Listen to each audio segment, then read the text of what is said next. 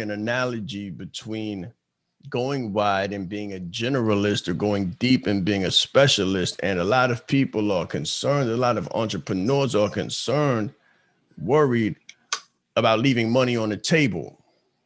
And they feel like if I go deep into one thing, then I might leave money on the table from 2, 3, 4 things. And the concept is when you go deep into one thing, what you find is you find pockets of information. So your one thing may actually turn into 3, 4, 5, 10, 12, 20, and 30 different things in that one vein. Okay. And when you go into that one vein, people will follow you and you will become known for that one vein as opposed to trying to be known for 20 or 30 other things. Right. You know, so you have the individuals as, oh, I do that too, as opposed to, no, I don't do that. This is what I do. This is what I'm known for. If you want anything over here, I'm a specialist here. Right. So, hey, okay, we Right. are live, guys. This is Sean Wright East, and welcome to the Alien Call, which you are going to receive in the next hour and a half is going to literally change the way that you think about branding, think about business, think about positioning yourself within your business. Because as I always say, we don't prospect, we position. And when we position ourselves, our prospects swim towards us as opposed to us going and knocking on doors with the box of encyclopedias in the trunk. It's a flip on the marketing model. We switch it, we revamp it, and we position ourselves in a way where we become the luxury item as opposed towards the client having the money that we want. We have the value that the client wants, and they come to us. So it's reverse engineering. It's not saying, how can I get the right client or how can I go towards them? How can I stack the value so that the client wants to come towards me? Right? So it's a different model. It extends much less energy and it gets much more results. It gets much more results. And this is the wave of the future. There is a difference in marketing. There is a new marketing and it's called branding, and branding yourself as opposed to what you do.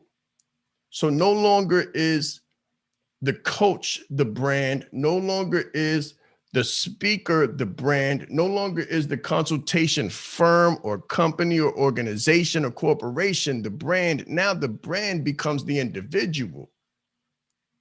And the individual may speak, they may coach, they may consult, they may do all of the three.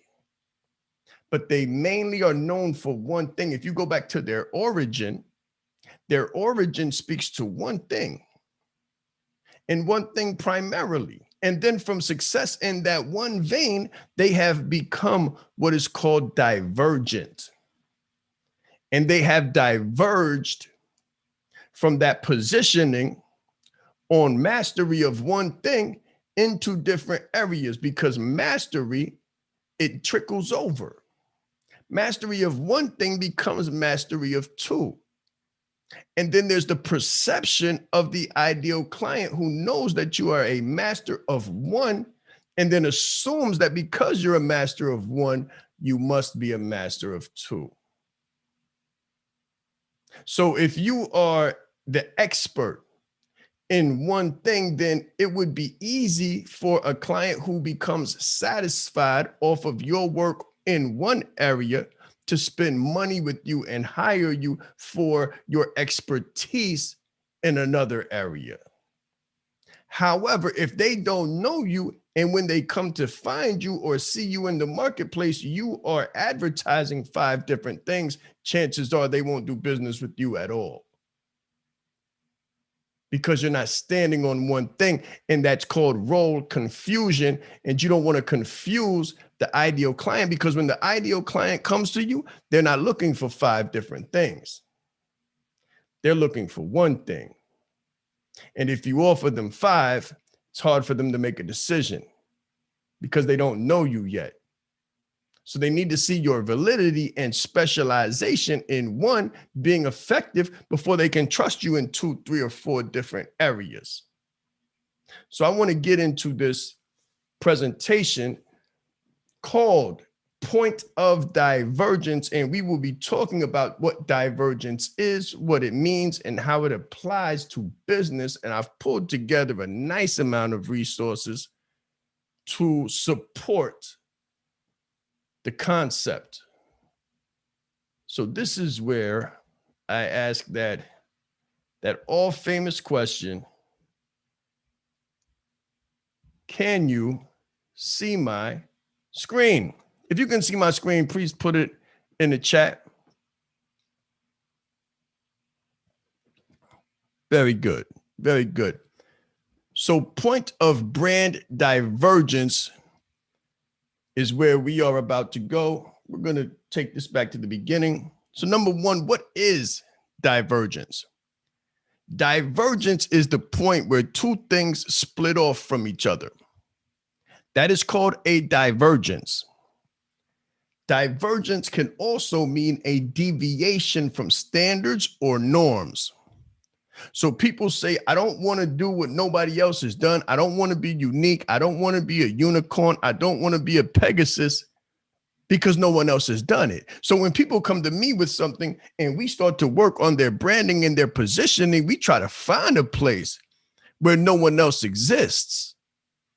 Because it is in the places where no one else exists, what we call the blue oceans, because there's no one else there, that are ripe for the fishing, that are ripe to fill the boat with the fish, because on the other side is the Red Sea. So that's where everybody's doing the same thing, cutting and hacking and stabbing each other in the back. And they're in a feeding frenzy to get there's one client and 20 service providers trying to market to that client every day. So your ideal client is being marketed to multiple different ways, from multiple different angles, from multiple different companies. Don't think that people are not, it is a bidding war for the client.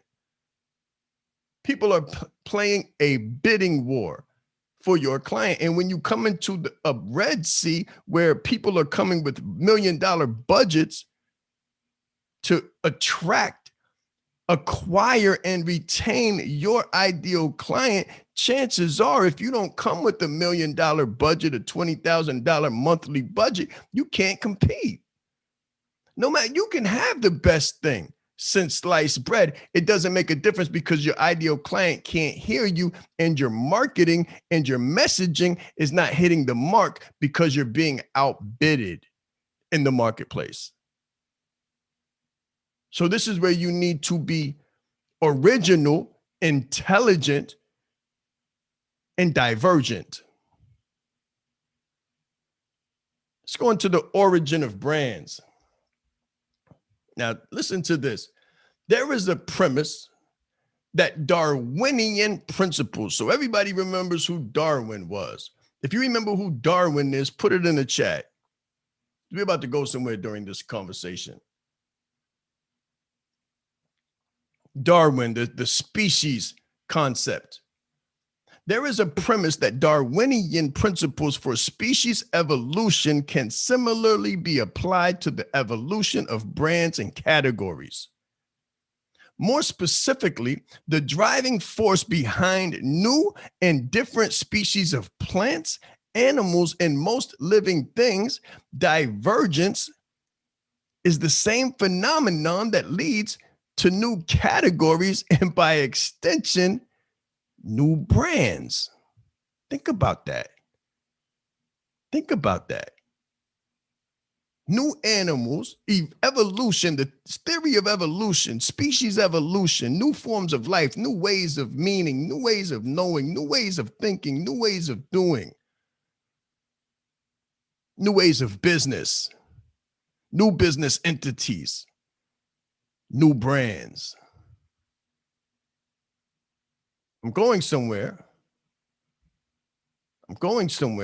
Divergence. The main theme is divergence. a point where two things split off. What about the great tree? Now, those of you who work with me, I have drawn the tree for you. I have drawn the great tree where the trunk resembles your number one thing. So those who know me know that I'm a coach, know that I'm a speaker, know that I consult on occasion to occasion, know that I'm an author, but they know that my core, my trunk, my foundation is leadership. Leadership. Although I'm an executive coach, although I'm an author, although we did a course called Branding Like a Leader. Think of that. Now we got the leadership and the branding like a leader. That is a branch. Let's go into it. The metaphor illustrates that just as a single species of animal can diverge to become multiple species over time, a single category can also give rise to multiple new categories and even new markets over time.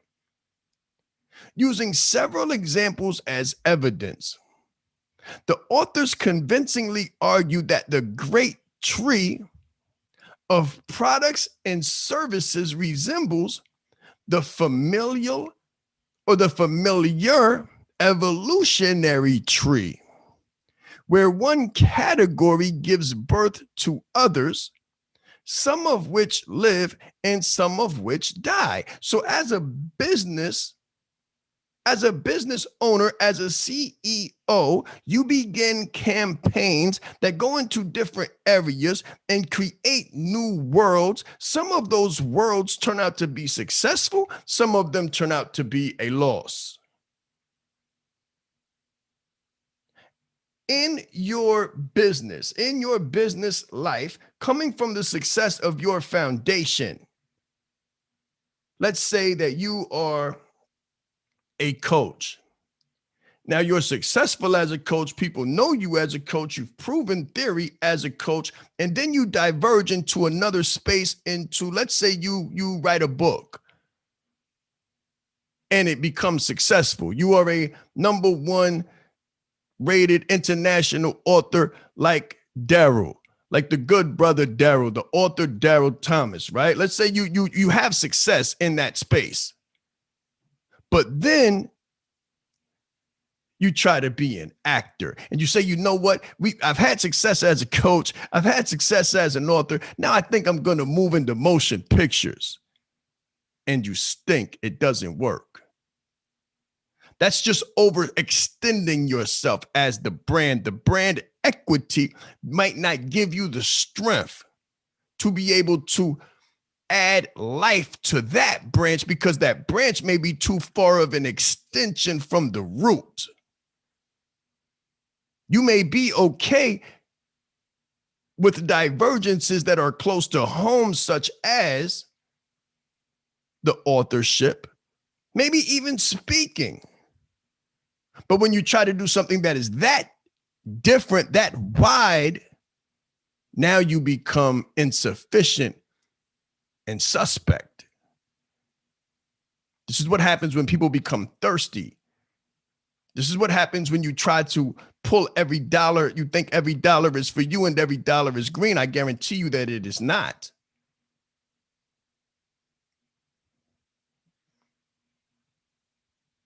New customers versus new branches. Let's go into this. Successful brands, in order for your brand to be successful brands tend to start with new categories or branches, or create these new limbs themselves rather than trying to inhabit an existing branch. What do they mean by trying to inhabit an existing branch? Let's move deeper. The problem with traditional marketing is that it focuses on creating new customers rather than opening new branches. That there's a gap. Everybody's trying to bid for the client, prospect, put together the best marketing, the best messaging, the best Facebook ad. But if you know my story, you know that I went from crickets to digits in the midst of a pandemic organically with no Facebook ads, not one. Now, I always say that doesn't mean that I will never use one. As a matter of fact, I very well may, but it won't be for the same purposes. Because what goes on is they're all trying to cast their hook into the same pond and catch the same fish. What I've chosen to do and what I advise you to do is become creative, create a new branch, and go find yourself a blue ocean. This is called a blue ocean strategy. You position yourself with extension and distance from existing markets. You distance yourself from conventional. You become divergent in your thinking, original in your thinking, original in your mapping, and different in your marketing. That's what happened when I said branded like a leader. People understood speaking, they understood coaching, but they was like, branding? That's different. So I want you to think of what you know of, what you think of, and what you do, or what you have, or what you may be able to combine and come up with that is new. That is different. See, everybody thinks I need a customer, I need a customer, I need a client, I need a client. No, you don't. You need an original thought. You need an original thought. You don't need a client, because clients are just one. You don't want a client. You want a world of clients. You want a fresh pool to fish from, a fresh pond where no other fishermen exist. And you are the only one with the golden staff. You're the only one that speaks the language. You're the only one that provides the value. Does that make sense? If that makes sense, put it in the chat so I know that you understand and you following what I'm saying. You don't want a client, because a client means singular. When if you come with new value, you will have plurality. You'll have an endless stream of clients. And you'll always be able to get more because you're the only one in that space. This is the difference between new customers and new branches. You don't want a new customer, you want a new branch. When you think of new customers, you're thinking of the old way of marketing. Sometimes less is more. Let's go into the mindset. I'm going to give you some examples now. New categories of TV came about, television came about, such as cable TV and satellite TV. They diverged from network TV. And listen to this. They were not pioneered by the large existing networks like ABC, CBS, and NBC because they weren't ready to take a chance. They weren't willing to take a chance. They weren't streaming. They weren't into streaming. Instead, smaller entrepreneurs first tested the waters. You and me. We are the ones that take the risks. We are the ones that are divergent. We are the ones that are creative and illustrative and innovative in our approach. So CNN, ESPN, and HBO were all products of visionaries. We are visionaries. We create the new language. CNN, ESPN, and HBO were all products of visionaries rather than big companies who often lack the foresight. See, if you're stuck in seeing things the same way, then you lack the foresight. Leadership is intuition. Leadership is anticipation, anticipatory. Leadership sees the next thing. They're not stuck in what just happened last year. This is why when COVID happened, I was able to pivot. And if you were able to pivot, then you're present with me. If you were not able to pivot, then you're stuck in the mud. You're waiting for a speaking event to show up and pop up so you could fly over there and speak to an auditorium full of 3,000 people. They talking about the next wave. They telling people they shutting doors. Again, they sending people home. This market might not open up again for quite some time. So you need to be divergent. You need to have foresight, but big companies lack foresight to see potential categories that could result from divergence. Why? They tend to get stuck in their current mindset and category. And I come from a community of speakers. And a lot of those speakers are just now trying to figure out, they're coming out of thaw. They're defrosting now. And they're realizing that they exist in a new world. And the speaking opportunities that we used to have don't exist anymore. And there's no telling when they will again. So they're just now becoming acclimated to, wow, I've got to figure something out. But my thing is this, that happened last year. If you haven't figured it out yet, you're in trouble. So where is your mindset in relation to the context? Where is your mindset in relation to the real world and what it requires of you? Because the real new world requires of you to be divergent, to be innovative, to be original, to be different. You have to create something new in this space. Branding was my something new. And I still combined it. Listen to this. I still combined it to the leadership because the course is called Branding Like a Leader. The next course is Coaching Like a Leader. So I'm still in my leadership vein and I lean on my leadership piece and I haven't changed my white shirt, red tie. I'm staying in that vein. What vein do you have that you can stay in, but that you can diverge from and create new branches and new revenue streams? Because remember, this is about multiple streams of revenue. Revenue is the bloodline of your business.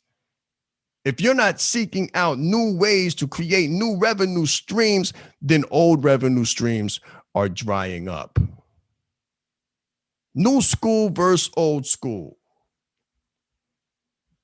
When new categories do emerge, many companies make the mistake of stretching an old brand to cover the new category, which represents the biggest mistake in marketing. The biggest mistake in marketing. So I want you to think of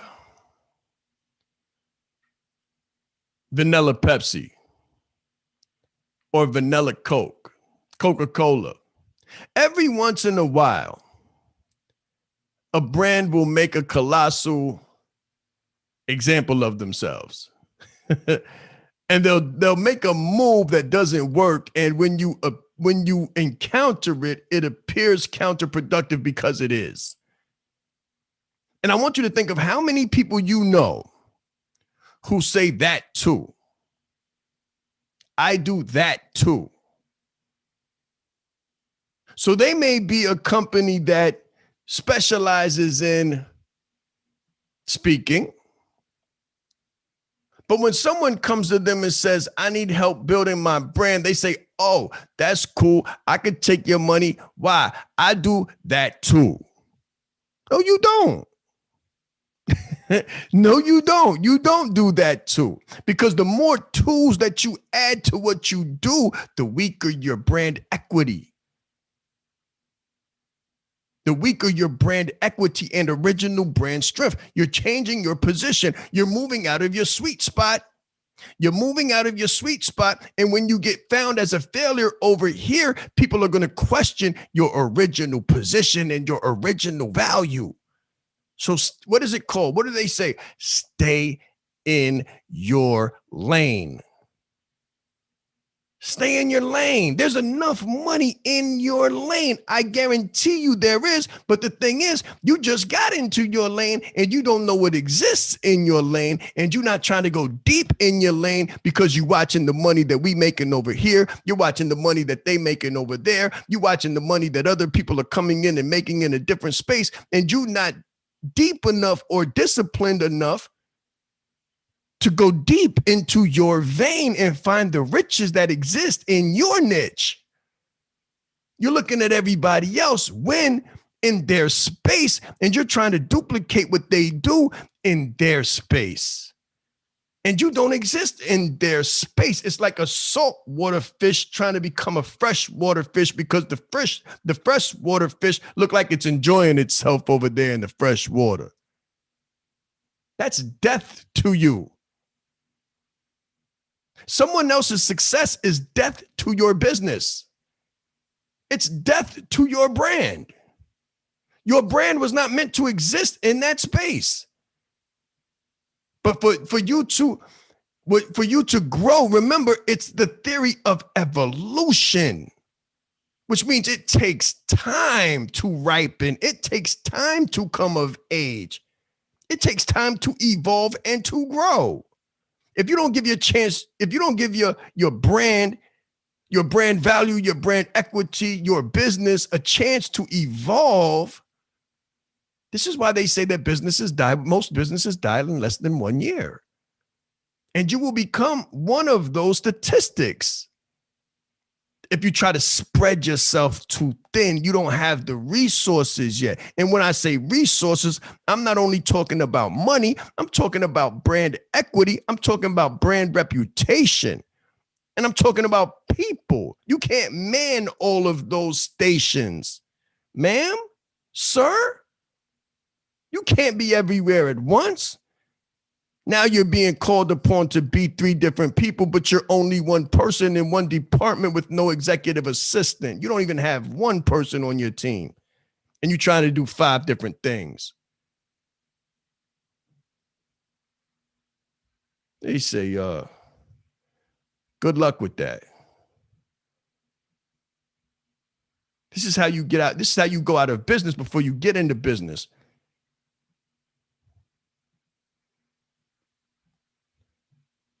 New markets. When building new brands, one should focus not on the size of the current market, but rather on creating new markets. So I'm a coach and I do leadership, right? But the branding was an untapped market. Branding was an untapped market. So brands, just like new animal species, are not created by improving upon existing ones. I want you to really pay attention here. Brands, like new animal species, are not created by improving upon existing ones. A tiger cannot simply be created by improving the lion. The lion must diverge to become a tiger. New brands instead result from divergence, and the best new brands are those that open new categories entirely and thus become the first movers in those categories. You see, if you would give yourself time to think, and be creative and stop rushing around trying to score money real quick, like a quick lick, because you need to pay a bill, if you could just let peace be still, meditate, relax, take a deep breath, you would realize that you have opportunities. But your breath is so shortened and so quickened by anxiety and your immediate needs or immediate exasperation. Really, it's really not a need, but you think it is because you see everybody else moving in real estate or everybody else moving in what they call Forex and Bitcoin. You like, I got to get some of that too. I got to put some money into that, and I got to put some energy into this, and I can't just be a speaker. I got to be a coach, and I can't just be a coach because they're making money over there. But your eyes are so pointed in another direction that you're missing the money right under your nose and the opportunities under your nose when you go deep into your content. When you become a master of your craft, when you honor thy craft enough to become a master of it, that you open a new category entirely and thus become the new movers in those categories, because there's coaching and then there's executive coaching. See?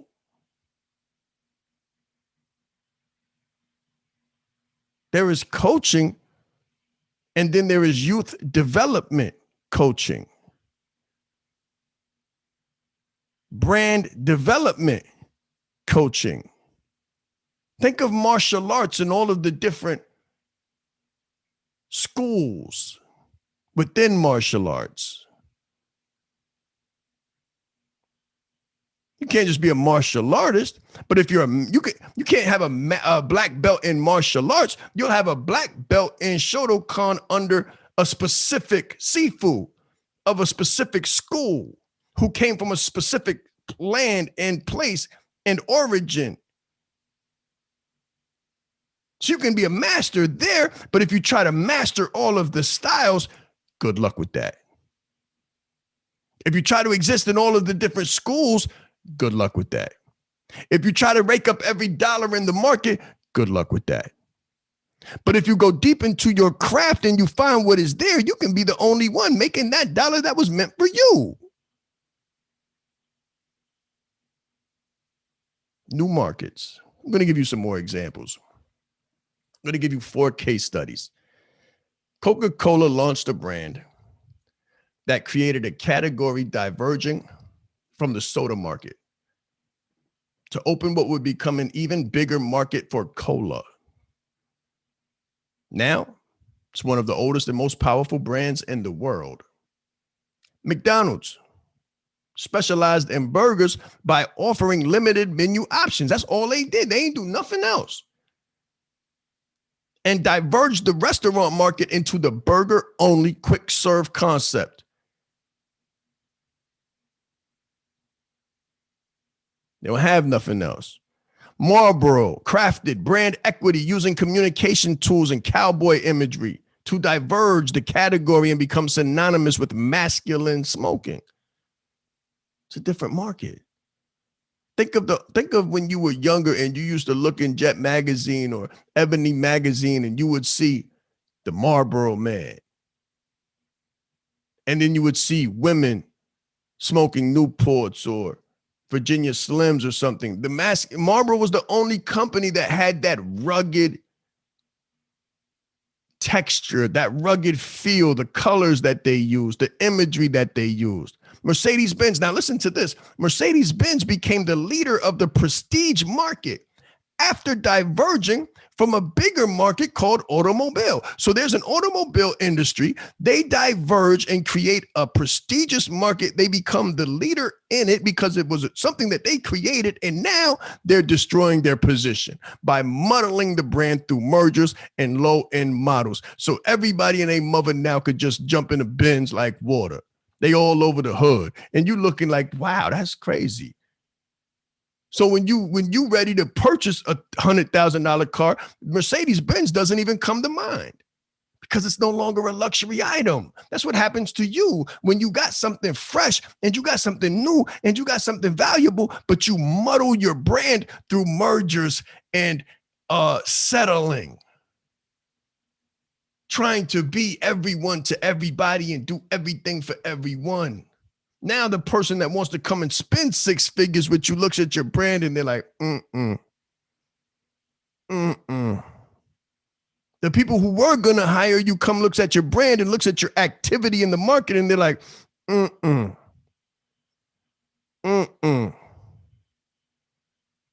they go with your competitor who only, or at least their foundation and what they're known for is what that 6-figure client is looking for, and it's not you. You have the opportunity right now to become a brand leader.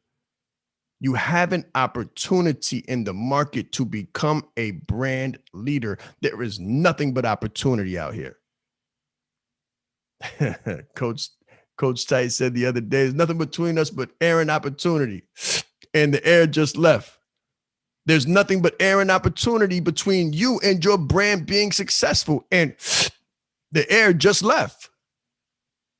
Don't leave with the air. Don't get caught up in what other people are doing. Don't get caught up in other markets. Don't get caught up in pandemic and what might appear to be a initial dip in your brand, a dip in your business. That just means you need to go deeper in your content. As you go deeper in your content, your price goes up. Your specialization goes up. I want you to think of education. Every level of education, by going deeper, which means spending more time, learning more, going deeper into your content, more being required of you, more hours being invested, more money being invested in your brand equity, in your specialization, whatever it may be. You go up a rung. Every graduation, you get an additional certification, an additional qualification, and an additional valuation. Your money goes up in the marketplace. A bachelor's degree might get 65. When you become a master, you get 85. But it took 2 more years. So how deep do you want to go? How positively do you want it? I don't want to say how bad do you want it. How positively do you want it? Are you willing to spend the 4 years to become a bachelor? Are you willing to spend the 8 years to become a doctor, a supreme master of your craft, and get 6 figures every time you open your mouth? Or are you trying to give out brochures and get nickels and dimes? $50 a discovery call. When you become a master of your craft, you can freely give because nobody else can touch what you do but you. So you can give freely. You have an inexhaustible amount of value because you are a master in a field where no one else exists. So people say, Sean, how can you give away so much free value? You always going live. You always giving free. I can afford that. My brand can afford that. I'm in a space where nobody else exists. And if people come after me, I was still the first one here. So good luck. But when you start talking about branding and branding this and business brand, people are going to know, and they're going to say, nah, Sean was here first. That sounds like Sean work. That sounds like they taking some of what Sean had. And what I'm telling you is that you can be the original in your market. You just have to come new, come fresh, come different. And don't care what nobody else is doing. Don't pay attention to that. Don't get distracted. Because when you get distracted, you become retracted. You don't get contracted. So let's go into the last piece. This is the last piece. So topic 5 is IBM. I want you to think about IBM. IBM built a brand that created a category. It created a category. The category that now there's some people that might not even know where IBM is, depending on your age or what they were known for, or who they was, or how they existed. But those of us who do know, who've been around longer than 20 years, IBM built a brand that created a category via the mainframe computer.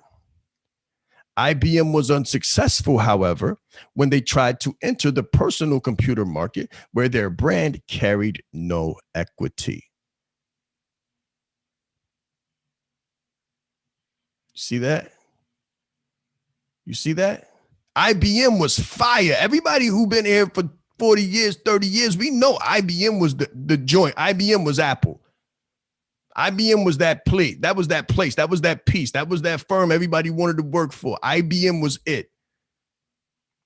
But they were it for the mainframe. When they tried to move into the personal computer market, people was like, what? That's Dell.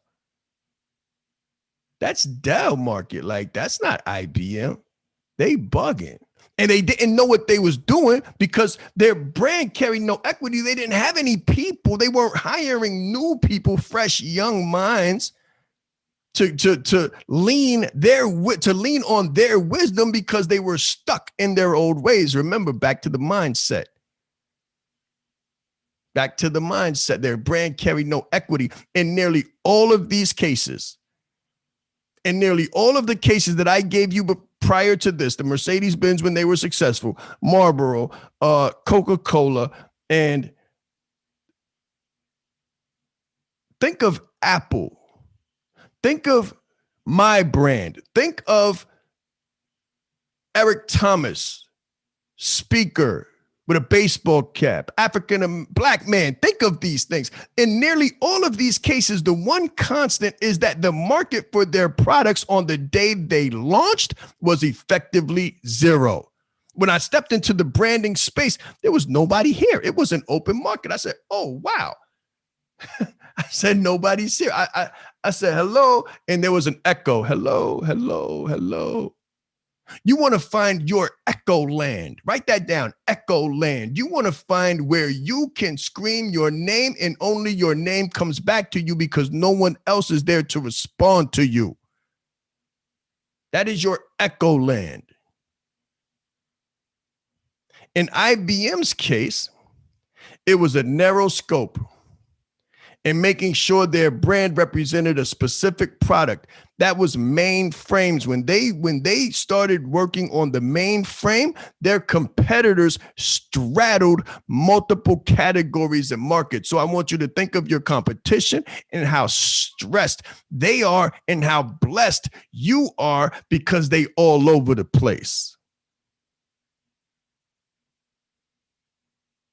They all over the place. You good, you got them because they don't even have their eyes on a ball. They running around trying to be everything for everybody. Stick to your guns. Stick to what you know.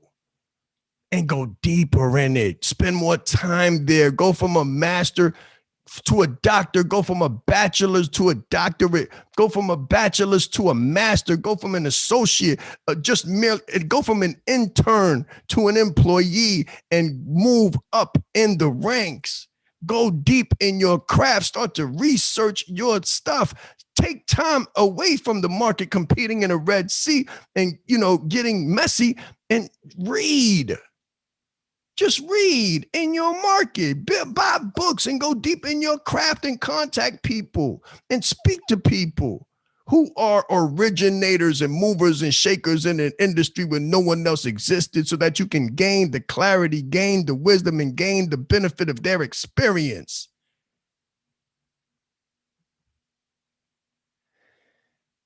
In sum,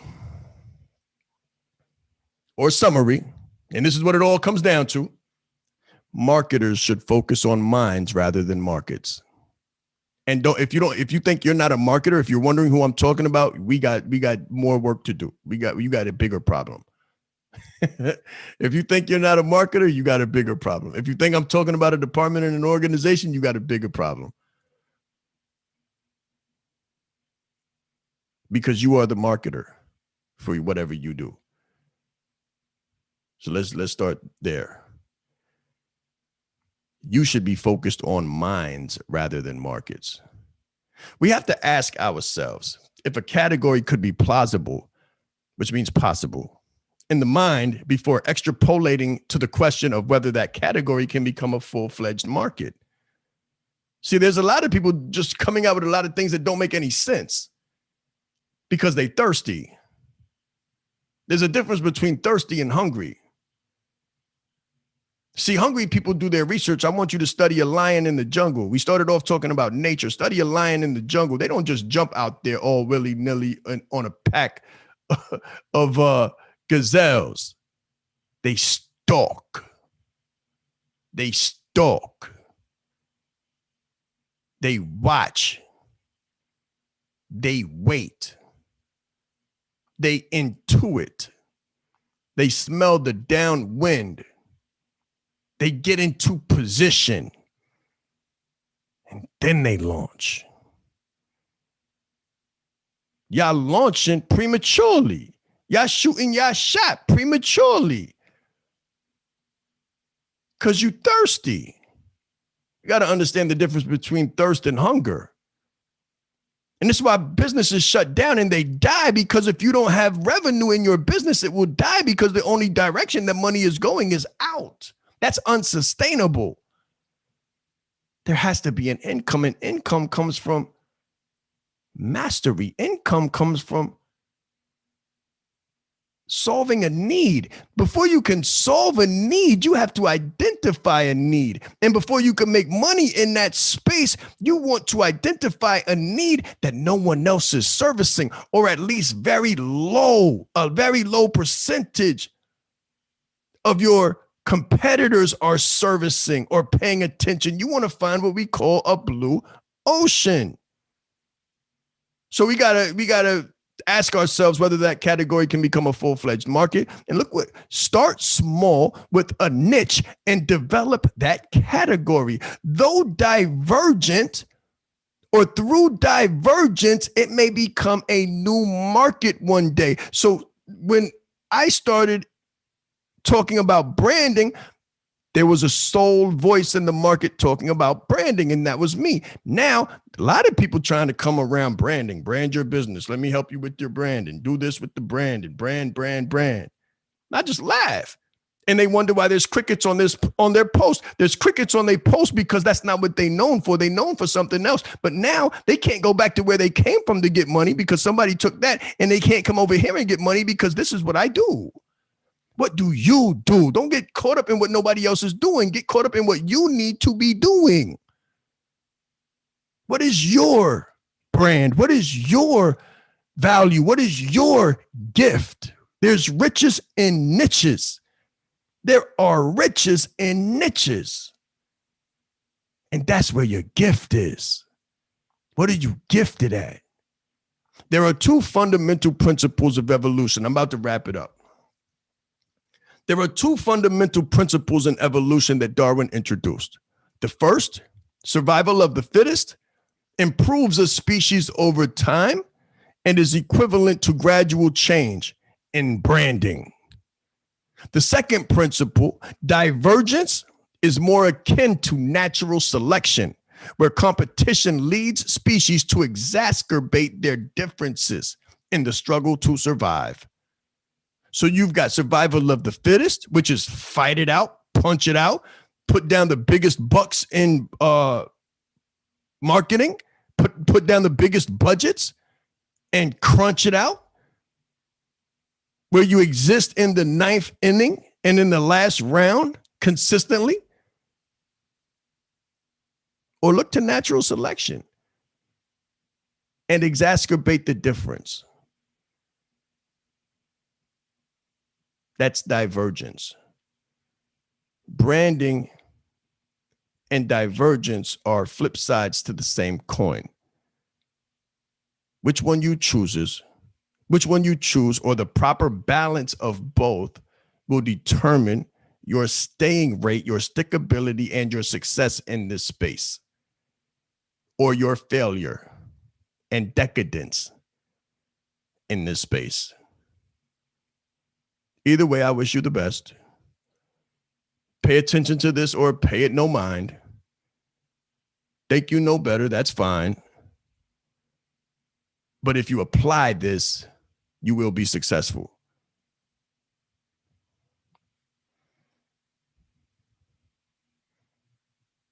Point of brand divergence. Thank you.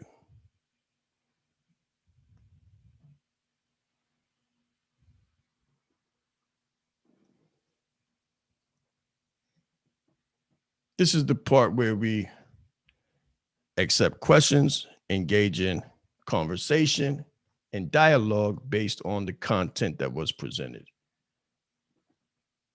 Thoughts, ideas, suggestions, and opinions.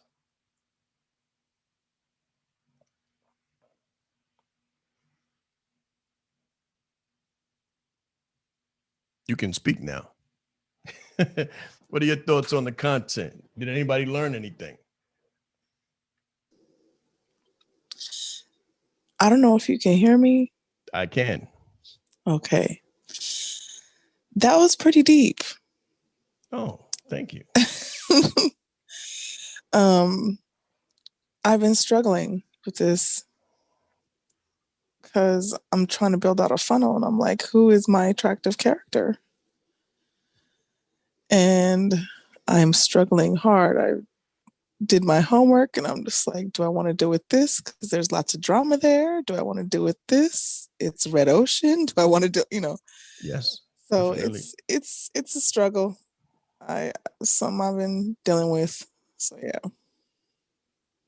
Yes, ma'am. Have you given yourself time to really concentrate and focus? Probably not, because I'm in that, like you were talking, the anxiety kind of mode. Yes, ma'am. So I've been trying to take time to think for myself, but they're like, "Oh yeah, you only got 24 hours." You're just like, "Thanks." Yeah, that doesn't work. So yeah, You yeah. have to give So yourself time because there's a different people like to be busy but not productive. right, right. And I like doing research, deep research, and it's can't happen in just 24 hours, you know? Not at all. So Not at all.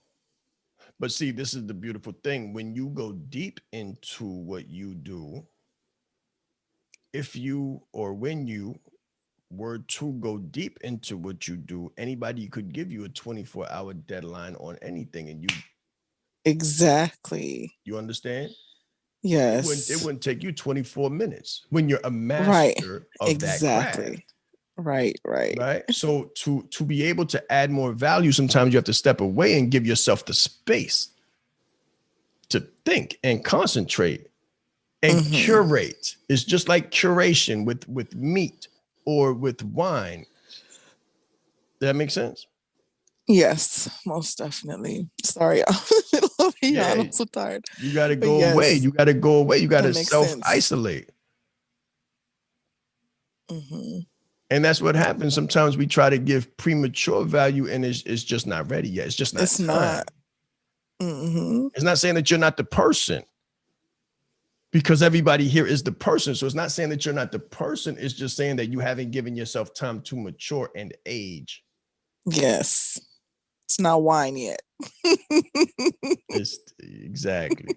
And if it's not wine, then it's called sour grapes. Pretty much. Yes, makes sense. Makes sense. Thank you. Definitely. Yes. Thank you. You're very welcome. Anyone else? Ideas, comments, suggestions, and opinions, feedback. How can you implement this?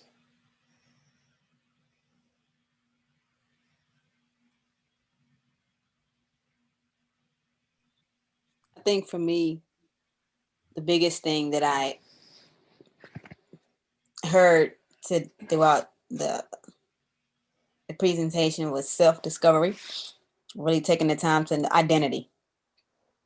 Because if we can't, it'll be challenging to create that new lane or to start that new lane or to stand out, if you will, if we don't take the time to, and then you say it all the time, to go to get through, okay, or go through in order for us to, I can't think of the last part, but we have to go through our process first That's right. before we can create whatever lane that we're trying to create. And creating a new lane is not, is a scary thing. being the first, being the Yep. first, That's right. laying the foundation is not, it's not an easy thing. But we have to, if we want the so-called success or what have you, the ideal life that we want, we have to be willing to be comfortable and push past our own selves, in order to do what's necessary. And we can't do that trying to be out here like everybody else. That's not how it's gonna happen. At least It's not not to the sustainable. level that we want. That's right. That's right. Thank you. Martine said, mind your business. Mind your business. And then also mine your business with an E. go deep into your business and learn all there is to learn. You'll never stop learning what there is in your niche. Yeah, I was about to hit on that also, Sean. Um, as far as the mine, MINE, your Yes, sir. business, um, you mentioned about what vein can you stay in to diverge from. And oftentimes that lane can be found, and that's what I'm learning. The lane can be found just by us going deeper. If we apply that 3 feet from gold philosophy, not stopping prematurely, but continue to dig, and we'll come across the gold. If we just, but it's going to take patience, and it's going to take a certain level of expectation too. Like I'm not just digging, and not expecting anything in return. I know if I continue to dig, continue to go deeper, continue to go further in what I do, that I'm going to come across that niche that I do and that I do well, and that's where the riches are. And so, just minding your business, I really, really appreciate you saying that piece right there about the diverging. But you got to think about from the vein that you're in, what vein can you stay in and then diverge from? And I really love the example that you brought up with the leadership. How you're going from branded like a leader to coaching like a leader to speaking like a leader, and but you're still staying within that network or within that vein, I should say, of leadership. And so, Yes, sir. no, that's really good, man. Thank you, brother. Yes, sir. And that's for everybody. Think of you have to become first before you can diverge. So give yourself time to become a master of what you do. Give yourself time, give yourself the proper time to ripen, and then make yourself successful, because success is sustainable, but spontaneous, not so much. And insecure is never sustainable. Spontaneity, moving out of time. Timing is everything. Timing is everything. You can have the right product, you introduce it at the wrong time to the wrong market at the wrong time, and there's a gap. There's a gap. So when you give yourself time to mature, you close that gap. Anyone Yeah. else? And Thank you on that, brother. Thank you. no problem. But one more thing, Sean, Yes, sir. that you said the more things you do, the more you weaken your brand equity. And I just thought that was, again, that's going back in line with the niche. Like you just niche down. You stay in that vein. Don't get to trying to do this, and that. You know what I'm saying? Like just focus on that thing. And anyhow, I appreciate you, man. It's really good. Really, Yes, really sir. good. Yes, sir. You've got it. Everybody on here has it. I want you to think of bandwidth, and I want you to think of multiple tabs. I used to pride myself on being the king of what do you call it? Multitasking. I used to pride myself on being the king of multitasking, having 100 browsers up. But every browser that you open takes from the strength. So it slows down your bandwidth. It slows down your internet speed. So I want you to understand something that I had to learn, that multitasking is fallacy. You are only 1%. Multitasking is fallacy. You only have 100%. That's it. So if you try to open a new market, now you're 70-30. If you open another one, now you're 20, 30, and 50. That's it. There is no more percentages to get out of 100. No matter how good you think you are at it. And this is why people get less and less results as they try to over and over extend. The more browsers you have open right now, take a note to that. Just take note to that. And then think about your results in your life and what that looks like and why that might be the case. Because if you have 10 browsers open, then you're giving each content or each concept 10%. Hey, Sean, and that actually even slows the performance of the machine. Yes, sir. which more is things you got open, it slows. I'm talking about the literal computer itself. yes, But sir. the same would apply. The more things you got open, it slows down the system itself. That was clarity. Thank you, sir. That was clarity for me. What are your thoughts on that, Coach Tight? Oh, it's everybody pretty much touched on it. You just gotta stay in your lane. And I was questioning, some things with myself that what I've been doing with, I've been doing a few assessments with vets, and I'm offering who that's my niche market, but I've been offering it to their family and as well if they wanted to get an assessment.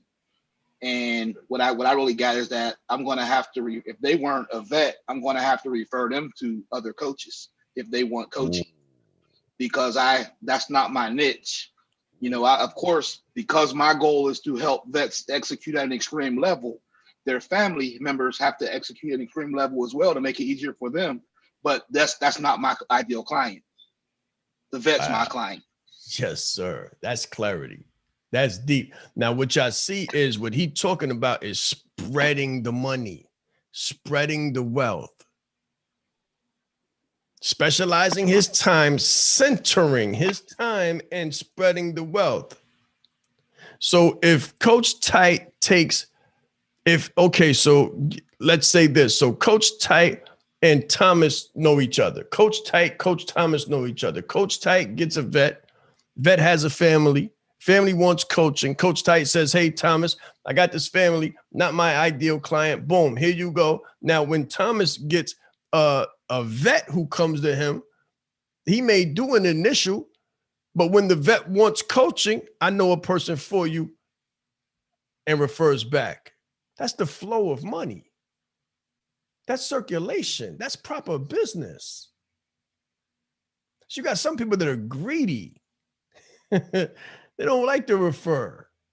They think they call it leaving money on the table, but it's not.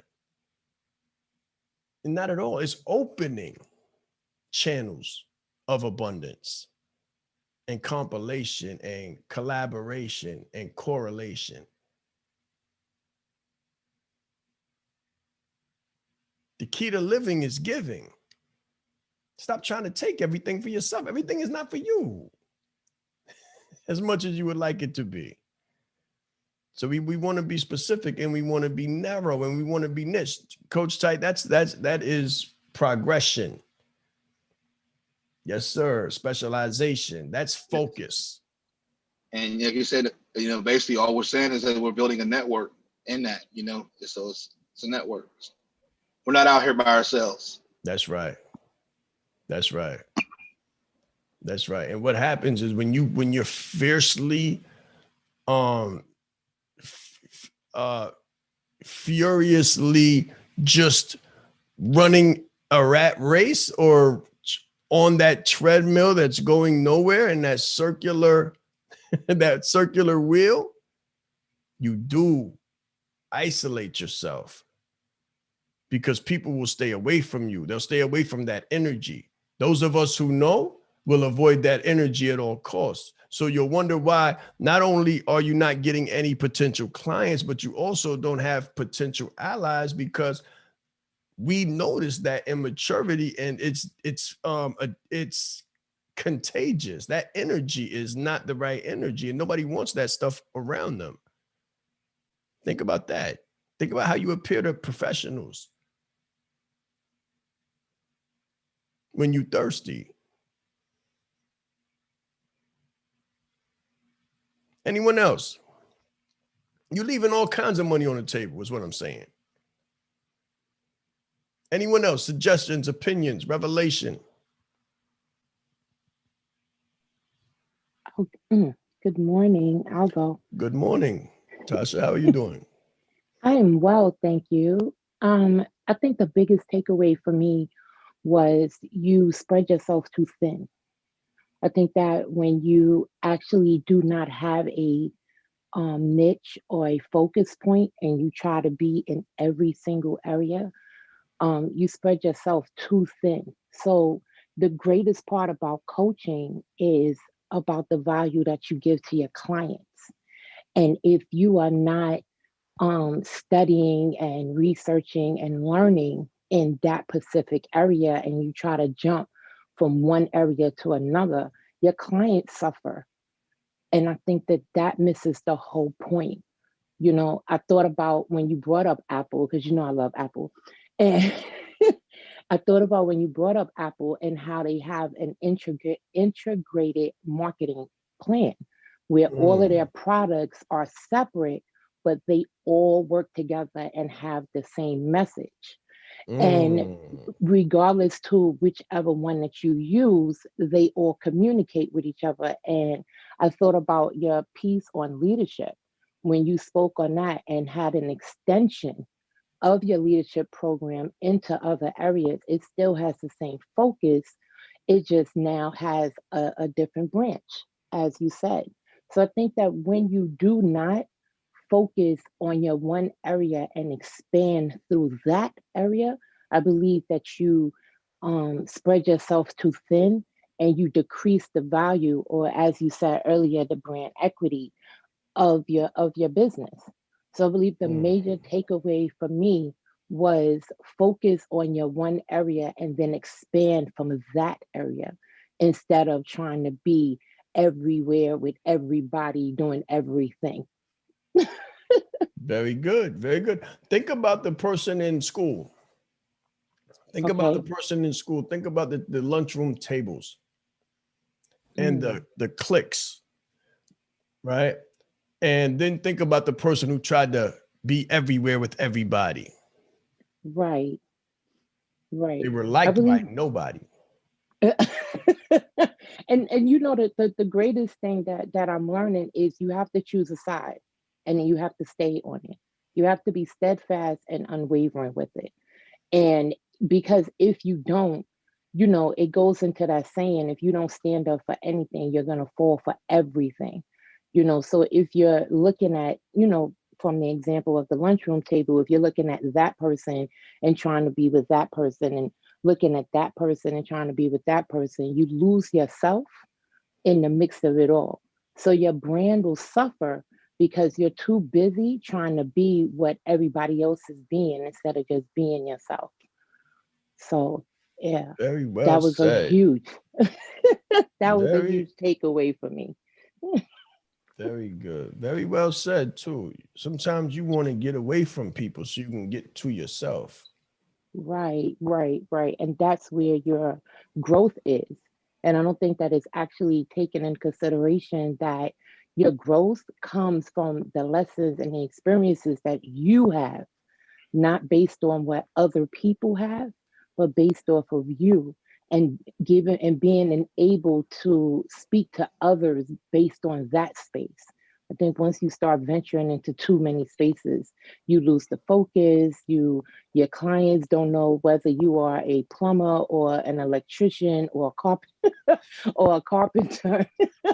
That's because right. you are everybody doing everything. So that was a huge takeaway for me this morning. Thank you. You're very welcome. You're very welcome. So plans, integration. How can you integrate? Give me one example of integration. One person, one example of integration. How can you integrate what you just learned into what you're doing right now?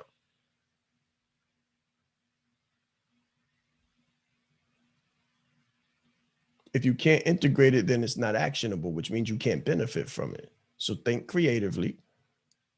How can you implicate it? How can you integrate it? Anyone?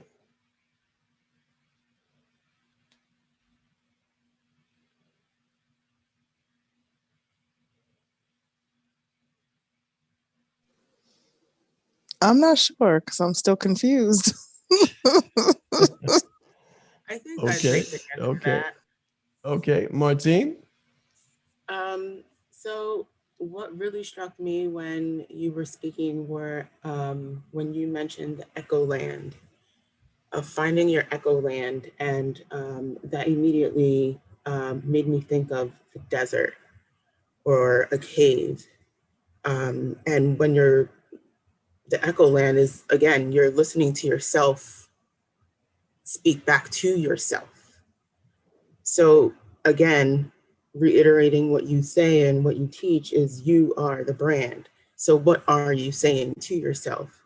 And I think a really important part of being a brand and being in business is to have each step that you make be purposeful in the direction that you want to go in. So you have to be clear in what it is that you're going after.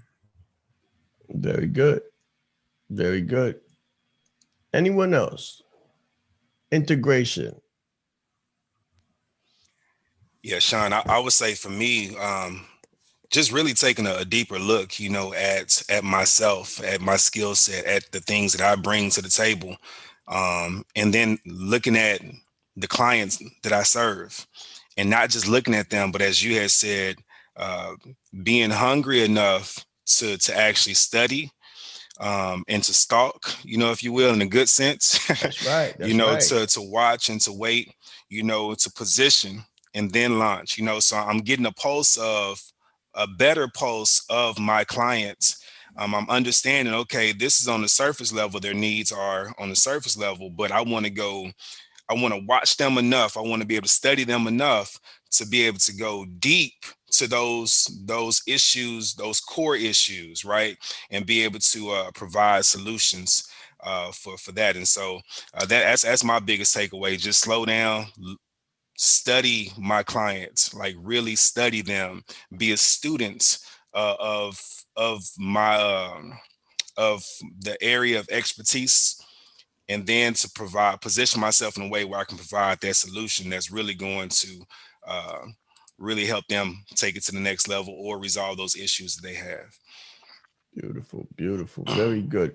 Okay, it is 5:21. We will complete in 9 minutes. So don't feel like, oh, I gotta run. 9 minutes, we will be done. Anyone else? Integration. So for me, for one, I like what everyone said, and I can relate and resonate with everything here. And I actually learned the hard way. Um, but I'm thinking of the book, and I found myself as I'm writing, there's a pattern, there's a story that is repeated, but is stretched in different categories. So I think that this tool here can help with that niche, and also get deeper into your messaging and what your viewpoint and perception. And I think that helping shape me, as to what I want to be doing. So I think that the integration will be that, along with meeting people who are in that lane, maybe doing something different, but still in that same realm, to help with, I guess, the learning, the exposure, and it's within what you're looking for, opposed to coming off your branch. Very good. Very good. Definitely. Going deeper and going internal. We study masters of crafts. Read and study masters of crafts. It does not have to be your craft per se. Study your craft and then study mastery. And then you integrate the two, how you can take the habits, traits, characteristics of another master in another field, not to go into their field, but to take their habits and characteristics and apply them to your mastery of your subject matter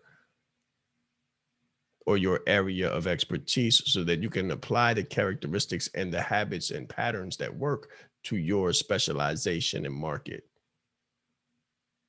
Very good integration, Alicia. You have something else?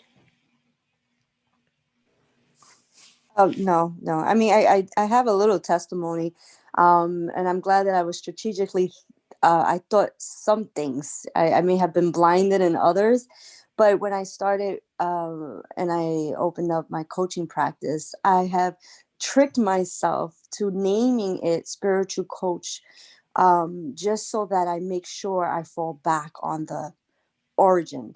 Very good. But even in that moment, when I was building and launching, or, you know, just kind of starting off, I went into real estate.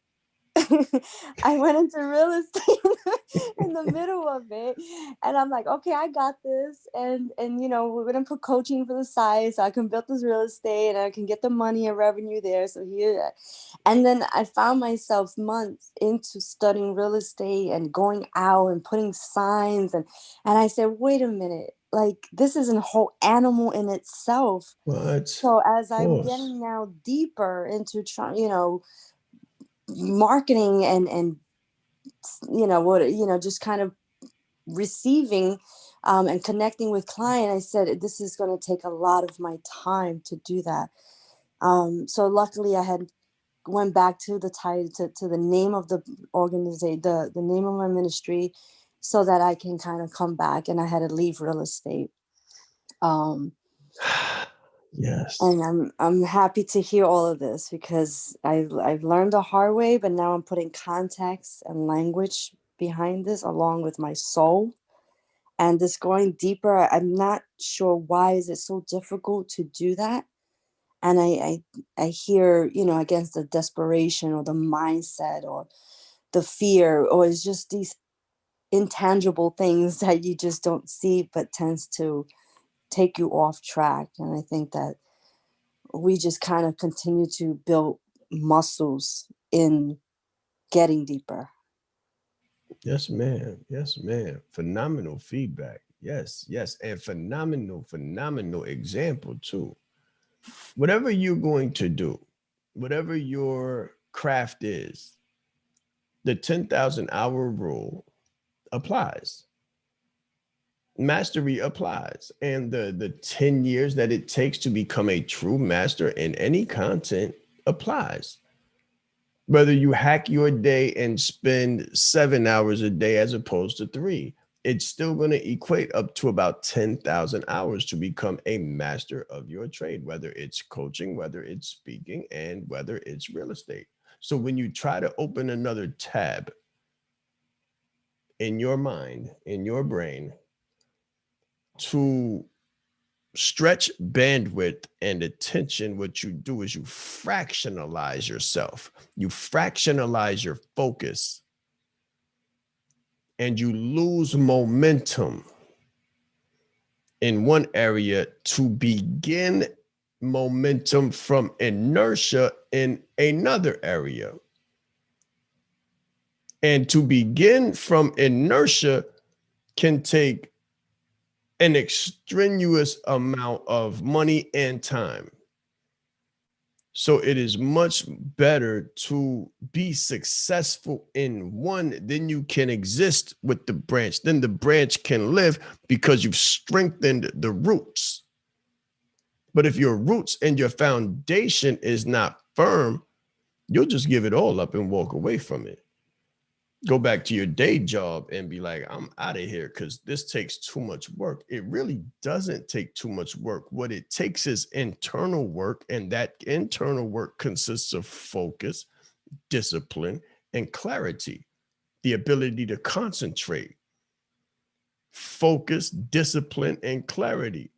Very fleeting, self-defining characteristics that people really don't have very much of anymore because of all of the perceived demands and external demands on our time. So one challenge I have for you,